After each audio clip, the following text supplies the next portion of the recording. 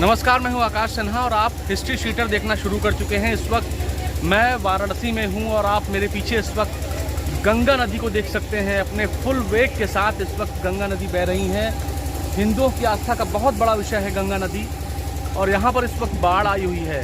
कई घाट जो हैं वाराणसी के वो डूब चुके हैं, कई घाटों को बंद कर दिया गया है।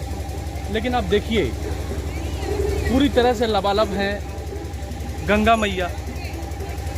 लेकिन एक सवाल ये उठता है, आखिर जो गंगा नदी वाराणसी में, प्रयागराज में, हरिद्वार में बह रही है वो आई कहाँ से है? हमें बचपन से लेकर बहुत कुछ सिखाया गया है, बहुत कुछ बताया गया है, लेकिन उसमें कितनी सच्चाई है, उसका सच क्या है, उसका जो विश्लेषण है, जो उसकी सच्चाई है, वो मैं आपको आज की रिपोर्ट में बताने वाला हूँ। गंगा गोमुख से निकलती है, अगर मैं कहूं नहीं तो यकीनन आपको अजीब लगेगा।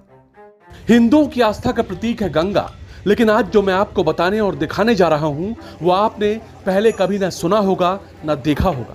लेकिन गंगा मैया का सच जानने से पहले जान लीजिए नदियों का वो नियम जो इस वीडियो को समझने के लिए बहुत जरूरी है। जब दो नदियां आपस में मिलती हैं तो जिस नदी की गहराई ज्यादा होती है आगे नदी उसी के नाम से बढ़ती है। लेकिन अगर दो नदियों के मिलने के वक्त दोनों की गहराई बराबर हो तो आगे बढ़ने वाली नदी का नाम बदल दिया जाता है। अब गंगा के रहस्य को समझने के लिए इस वीडियो को ध्यान से देखिए। उत्तराखंड में 4 धाम हैं: बद्रीनाथ, केदारनाथ, उत्तर काशी में गंगोत्री और यमुनोत्री।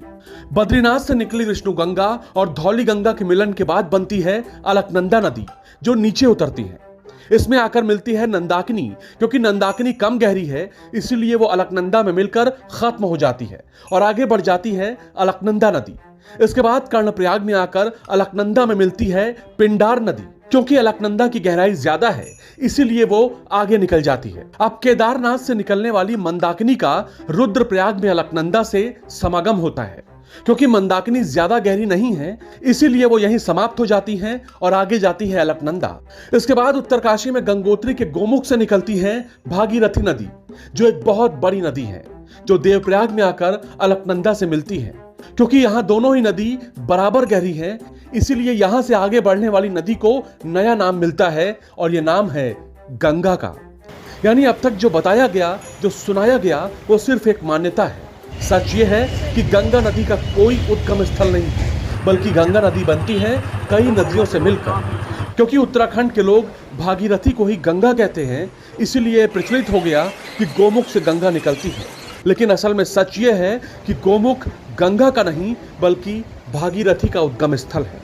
अगर आपके मन में अभी भी कोई सवाल है तो हमें जरूर लिखें, और अब तक हमारे चैनल को सब्सक्राइब नहीं किया है तो सब्सक्राइब का बटन दबाएं।